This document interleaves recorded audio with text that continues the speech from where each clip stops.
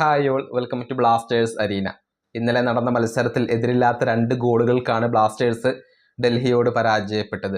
മുൻ ബ്ലാസ്റ്റേഴ്സ് താരമായിരുന്ന മുഹമ്മദ് ഐമൻ ഈ മത്സരത്തിൽ ഡൽഹിക്ക് വേണ്ടി ഗോൾ നേടിയിരുന്നു. ആ ഗോളാണ് യഥാർത്ഥത്തിൽ ഡൽഹിക്ക് ഈ ഒരു വിജയം സമ്മാനിച്ചത് എന്ന് തന്നെ പറയേണ്ടി വരും.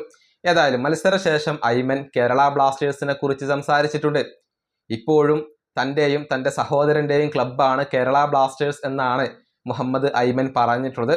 ബ്ലാസ്റ്റേഴ്സിന്റെ ആരാധകർ ഇപ്പോഴും തങ്ങളെ സപ്പോർട്ട് ചെയ്യുന്നുണ്ടെന്നും അവരോട് എല്ലാ കാലവും നന്ദിയുള്ളവരായിരിക്കുമെന്നും ഇപ്പോൾ ഐമൻ പറഞ്ഞിട്ടുണ്ട്.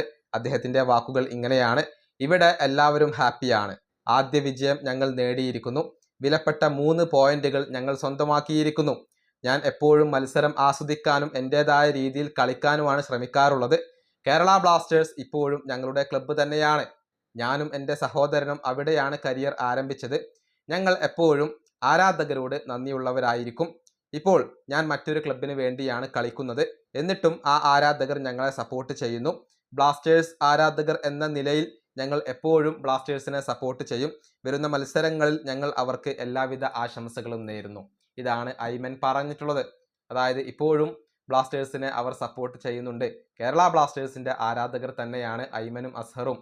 നമുക്കറിയാം, ബ്ലാസ്റ്റേഴ്സിലൂടെ വളർന്നു വന്ന താരങ്ങളാണ് ഐമനും അസ്ഹറും. പക്ഷേ ഇത്തവണ ബ്ലാസ്റ്റേഴ്സ് അവരെ കൈവിടുകയായിരുന്നു. അവർ പോകാൻ റിക്വസ്റ്റ് നൽകിയപ്പോൾ അവരെ കൈവിട്ടു എന്നാണ് കേരള ബ്ലാസ്റ്റേഴ്സ് ഇതിനുള്ള ഒരു വിശദീകരണമായിക്കൊണ്ട് നൽകിയിട്ടുള്ളത്. ഫ്രീ ആയിക്കൊണ്ടാണ് അവർ ഡൽഹിയിലേക്ക് പോയത്. ഇക്കാര്യത്തിൽ ബ്ലാസ്റ്റേഴ്സ് ആരാധകർ ക്ലബിനോട് വലിയ അമർഷം പ്രകടിപ്പിച്ചിരുന്നു. ഈ വീഡിയോ അവസാനിപ്പിക്കുന്നു. അടുത്തൊരു വീഡിയോ കാണാം.